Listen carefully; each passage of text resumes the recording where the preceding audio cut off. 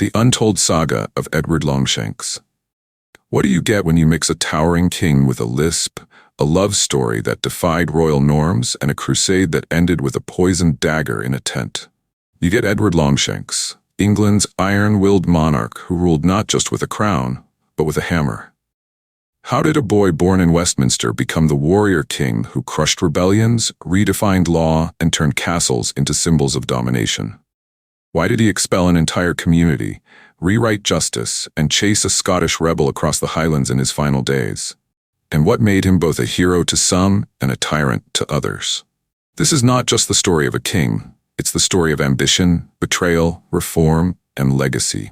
From the dusty scrolls of Magna Carta to the blood-soaked fields of Falkirk, from royal weddings to battlefield escapes, Edward Porson's life was a medieval epic with all the drama of a Netflix thriller.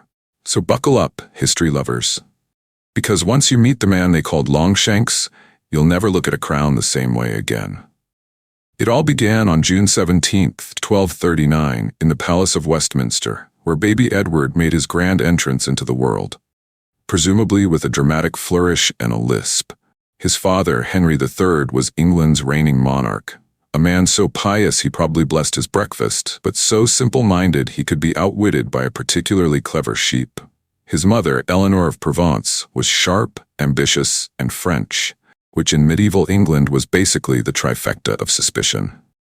Edward was the eldest of 5 children, including his brother Edmund, who history mostly remembers as the other one. From the start, Edward was destined for greatness, or at least for a lot of family drama. He was named after Edward the Confessor, a saintly Anglo-Saxon king whose piety was legendary and whose ability to keep the Normans out, less so. Henry III had become king at the tender age of 9, which is about the age most kids are learning not to eat glue. Once his regency ended, he promptly fell under the influence of his wife's family, the Savoyards, and his own half-siblings, the Lusignans, or as I like to call them, the losing yawns, because their political maneuvering was anything but subtle. These two factions turned Henry's court into a medieval soap opera. The Savoyards wanted power, the Lusignans wanted land, Henry wanted everyone to get along and maybe say a prayer.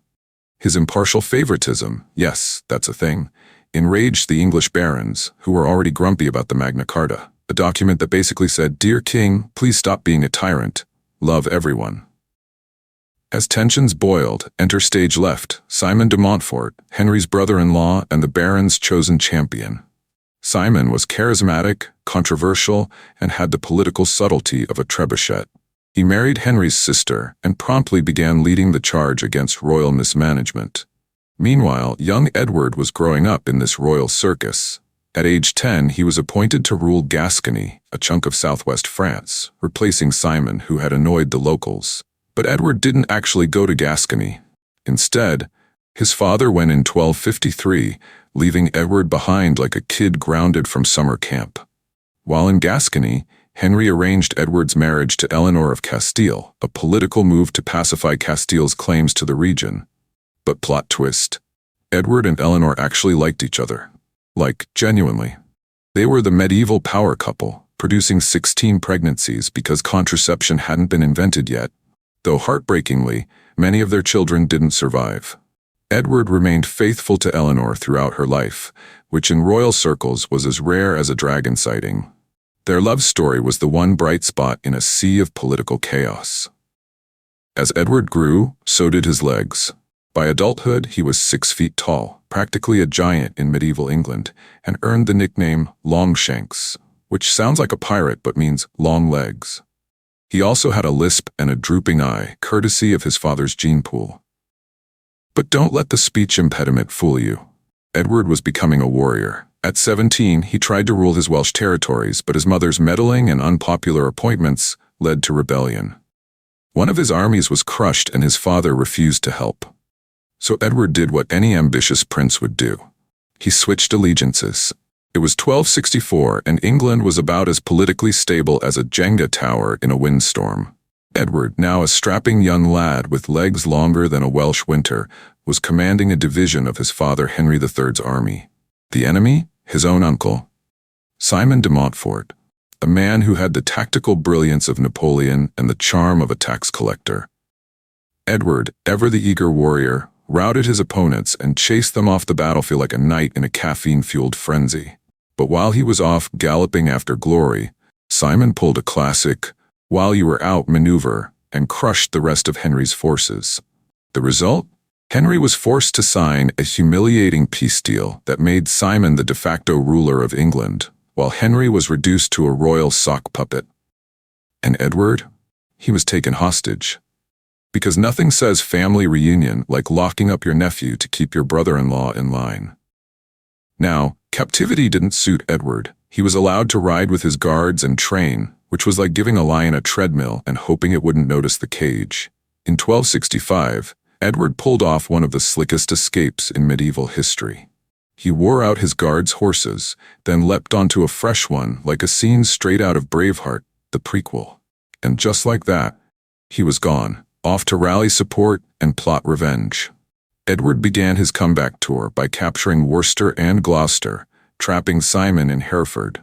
Simon the Younger, yes, the sequel nobody asked for, tried to bring reinforcements from Kenilworth, but Edward intercepted him, defeated his army, and stole their banners. Then, in a move worthy of a medieval heist film, he used those banners to trick Simon's scouts into thinking help was on the way. Spoiler, it wasn't. At the Battle of Evesham, Edward unleashed fury. Simon's forces were outnumbered, outmaneuvered, and out of luck. The battlefield became a butcher's yard. Simon was slain, his body mutilated, and Henry III was rescued, probably blinking in confusion and asking if it was tea time yet too. With England pacified and his father aging faster than a medieval cheese wheel, Edward took the cross in 1268, pledging to join the Ninth Crusade. Despite pleas to stay, he insisted on going, because nothing says vacation like sailing to a war zone. He reached Acre in 1271, only to find that the French army had turned back after King Louis IX died of dysentery, a royal exit if ever there was one. With no backup, Edward was forced into a truce he despised. And then came the assassination attempt. A Syrian assassin snuck into his chamber and stabbed him in the arm. Edward killed the attacker, but the knife was poisoned. Legend says Eleanor of Castile sucked the poison from his wound, which is either a romantic gesture or a medieval misunderstanding of first aid. Historians mostly roll their eyes at that part. Edward survived, but the crusade fizzled. Still, he gained military experience, prestige, and a reputation as a man who could survive both poison and politics. While in Sicily, Edward got word Henry III was dead. Edward was now king. But did he rush home? Of course not. He took the scenic route, visiting the Pope, his French relatives, and paying homage to King Philip III of France. He finally reached England on August 2nd, 1274. On August 19th, Edward was crowned King Edward I. But in a move that screamed drama king, he immediately removed the crown and declared he wouldn't wear it until he'd reclaimed all the lands lost by his father. Talk about a royal mic drop. Edward wasted no time. He launched investigations into corruption, booted crooked judges, and reformed the legal system. These moves won him favor with the barons and the people, though he also pocketed a tidy sum from the purged officials. Efficiency was his mantra, and law was his weapon. He passed statutes that streamlined justice, sometimes even favoring the common folk over the crown.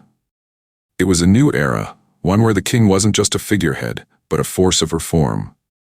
In feudal England, Christian canon law had a strict "thou shalt not profit" clause, specifically forbidding usury or lending money at interest.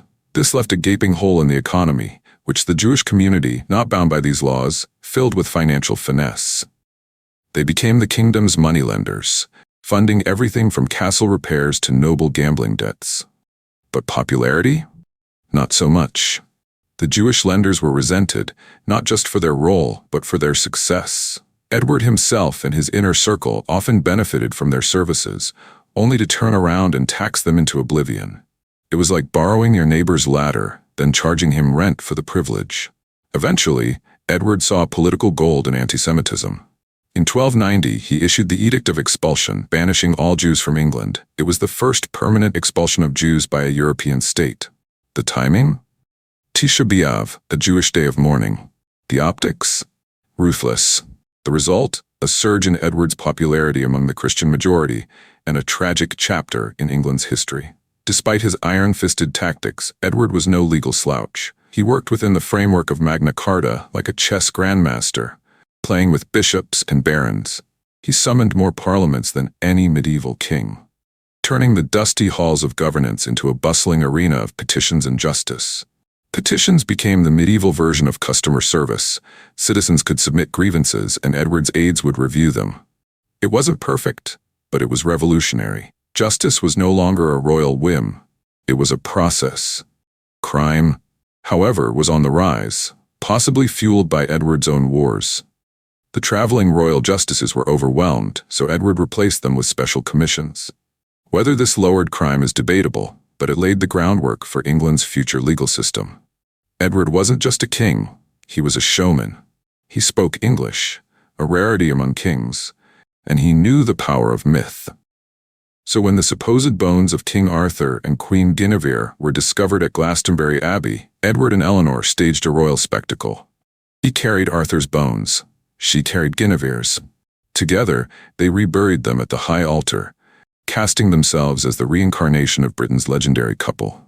It was medieval PR at its finest, boosting Edward's image as the true heir to Britain's heroic past. Now on to Wales, a land of misty mountains, rebellious princes, and poetic vengeance. Edward inherited overlordship over Llywelyn ap Gruffydd, the Prince of Wales. But Llywelyn wasn't exactly sending fruit baskets. He refused to pay homage, stopped paying his annual fee, and generally acted like Edward's authority was optional. In 1276, Edward declared Llywelyn a rebel and marched his army into Wales. Snowdonia's terrain was a nightmare, so Edward pulled a strategic rabbit from his helmet. He captured Anglesey, the breadbasket of Llewellyn's realm, and starved the resistance into submission. Llewellyn paid homage, was fined, and even got to marry Simon de Montfort's daughter, courtesy of Edward's royal wallet. But peace was short-lived. In 1278, Llewellyn and his brother Dafydd rebelled again. Llewellyn was killed in battle, and Dafydd was captured and subjected to England's first recorded hanging, drawing, and quartering, a punishment so brutal it made heads roll. Literally. To cement his conquest, Edward built castles, massive, majestic, and menacing. Caernarfon, Conwy, Harlech, stone sentinels that still stand today. His son was born in Caernarfon and given the title Prince of Wales, a tradition that continues to this day. Scotland had been peaceful, civilized, and diplomatically cozy with England. King Alexander III was Edward's brother-in-law, and all was well, until 1286, when Alexander fell off his horse and died. No heir, no stability, no problem for Edward. He saw an opportunity to extend his influence northward. The Scottish throne was up for grabs, and Edward, ever the opportunist, was ready to play kingmaker, or king-taker. After the death of King Alexander III of Scotland in 1286, he fell off his horse. Yes, really. The Scottish throne passed to his only surviving descendant, his 3-year-old granddaughter, Margaret, known as the Maid of Norway. She was living in, well, Norway. Edward, ever the strategist, saw a golden opportunity to unite the crowns of England and Scotland without spilling a drop of blood. He arranged for his 5-year-old son, Edward of Caernarfon, to marry little Margaret. It was a toddler engagement with geopolitical consequences. If they had married and produced a son, that child would have ruled both kingdoms. Peace, unity, and fewer rebellions. What a concept.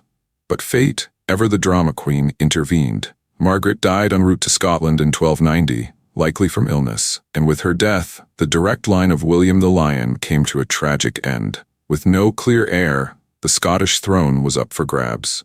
Enter the descendants of David of Scotland, William the Lion's younger brother. Two main contenders emerged, John Balliol and Robert Bruce, grandfather of the famous Robert the Bruce. The Scottish nobles, fearing civil war, turned to Edward to arbitrate the succession. Edward agreed, but not out of kindness. He saw this as his chance to assert overlordship over Scotland. In 1291, he summoned the Scottish nobles to Parliament and cleverly expanded the pool of claimants to dilute resistance. Eventually, Balliol was chosen in 1292, and Edward wasted no time flexing his feudal muscles, demanding appeals be heard in England and military service from the Scottish nobility. Scotland, which had enjoyed relative autonomy, was not amused. Meanwhile, tragedy struck at home. Edward's beloved wife, Eleanor of Castile, died in 1290 at age 49. Edward was reportedly at her bedside and plunged into deep mourning. During her funeral procession to Westminster, he erected 12 memorial crosses at each stop along the route. These Eleanor crosses were both a tribute to his love and a masterclass in royal pageantry. 3 still stand today, silent witnesses to a king's grief and flair for public theater. While Edward was busy bossing the Scots, France decided to return the favor. Philip IV, the new French king, began asserting overlordship over Edward's territories in Gascony. It was a delicious irony. Edward was getting a taste of his own feudal medicine. Skirmishes broke out. Philip summoned Edward to account for his actions. Edward, not one to grovel, sent his brother Edmund instead. The deal was struck. Edward would marry Philip's teenage half-sister and hand over Gascony as a gesture of goodwill. But Philip double-crossed him and refused to return the duchy. War erupted. Edward's continental campaigns were expensive. His Italian bankers went bankrupt, forcing him to squeeze money from every corner of his realm. He taxed wool exports, bullied the clergy, and claimed parliamentary approval from a handful of nobles who happened to be loitering in his court. It was taxation by technicality. The nobility grumbled. The clergy winced. The landowners fumed. But Edward, unlike his father and grandfather, had victories to show for it. He reissued Magna Carta, rolled back some taxes, and kept just enough popularity afloat with his reforms and patriotic theatrics. After Edmund's failed campaign in Gascony, he died of dysentery. Medieval travel was brutal. The Scots had had enough. They allied with France in what became known as the Auld Alliance. Edward used a minor legal appeal as a pretext to invade.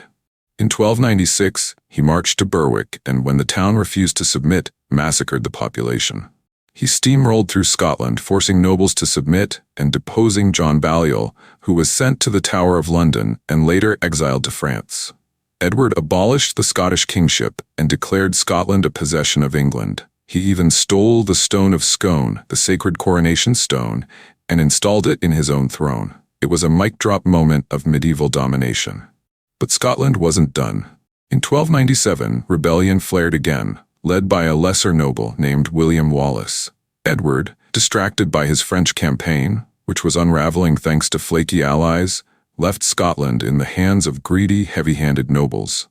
Wallace crushed them at the Battle of Stirling Bridge. Edward made peace with France and returned to deal with the Scottish mess. In 1298, he defeated Wallace at the Battle of Falkirk, but Wallace escaped. He was eventually captured in 1305 and executed in the most gruesome way possible, hanged, drawn, and quartered. In 1299, Edward married Margaret of France, finally sealing peace with the French.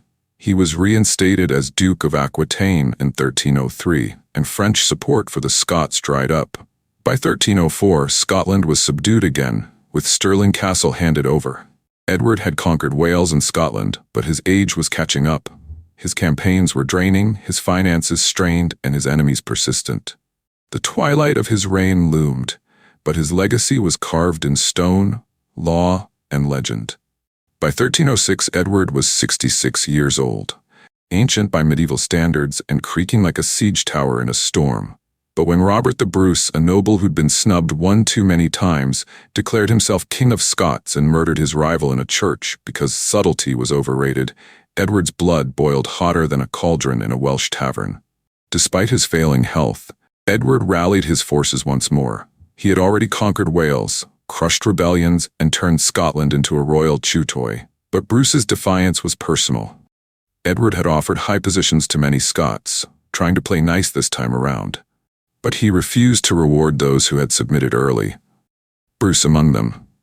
And now Bruce was back, wearing a crown and swinging a sword. Bruce's initial rebellion was shaky. He was defeated, nearly captured, and probably had to change his chainmail twice. But in 1307, he struck back at the Battle of Loudon Hill, defeating an English force and proving that Scotland wasn't ready to roll over just yet. Edward, ever the warhorse, refused to die in bed while Scotland danced on his legacy. He set out north once more, dragging his aging body and his army toward the border. But the old lion's roar was fading. On July 7, 1307, Edward first died at Burgh by Sands near Carlisle, just shy of reaching Scotland. The cause? Likely dysentery or a general collapse of his health. though some chroniclers preferred the more poetic version, that his heart broke from unfinished conquest. Legend says he asked for his bones to be carried into battle and his heart sent to the Holy Land. In reality, he probably just asked his nobles to keep an eye on his son, Edward of Caernarfon, a man who had all the charisma of a damp scroll and would soon become Edward II. Edward's body was returned to Westminster Abbey and buried on October 27, 1307. His tomb was plain, just marble, no effigy, no golden angels playing lutes. A monument was later erected at Berg by Sands to mark the spot of his death, and in the 16th century an inscription was added to his tomb. Here lies Edward I, Hammer of the Scots, keep the vow. This nickname, Hammer of the Scots, wasn't used during his lifetime, but it stuck like a broadsword in a battlefield. It captured the essence of his reign. Relentless, forceful, and unapologetically dramatic, Edward taxed heavily, just like his father and grandfather, but unlike them, he knew how to make it palatable. He accepted Magna Carta, summoned more parliaments than any medieval king, and understood that ruling required consent, not just conquest. He was a master of compromise, a skilled politician, and a reformer who brought administrative stability to England. His legal reforms laid the groundwork for English common law, and his dedication to national pride helped shape the monarchy into something distinctly English, no longer just a Norman relic. But let's not polish the crown too brightly. Edward popularized hanging, drawing, and quartering, a punishment so gruesome it made executioners wince. He expelled Jews from England, subjugated Scotland with ruthless efficiency, and nearly bankrupted the realm with his endless wars. His son, Edward II, inherited a kingdom in debt, a restless nobility, and a Scottish rebellion still simmering. And unlike his father, Edward II would prove to be more interested in courtly pleasures than battlefield glory. Edward I was a paradox wrapped in chainmail, a king who could inspire awe and dread in equal measure. To some, he was a hero, builder of castles, reformer of laws, and defender of the realm. To others, he was a tyrant, oppressor of nations, punisher of dissent, and architect of cruelty. But one thing is certain, his reign changed England forever. And whether you see him as a lion or a hammer, his story is one that still echoes through the halls of history. If you're loving this journey through the rise, reign, and roaring legacy of Edward Longshanks, make sure to follow our channel, subscribe, and click that notification bell so you're the first to know when we drop more epic tales, royal scandals, and battlefield brilliance. From crusades to coronations, rebellions to reforms, we've got stories that will keep your curiosity marching forward.